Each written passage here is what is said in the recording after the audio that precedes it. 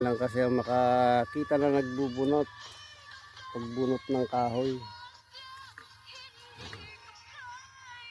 Bunot. Ito po ang hanap buhay namin dito. Mga kahoy.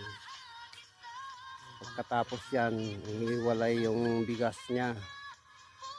Tapos tatagtarin bago isako. Tapos ipapasok na sa tracer.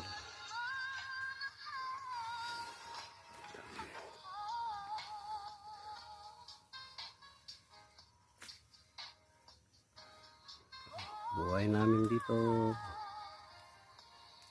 Ito ang buhay namin dito.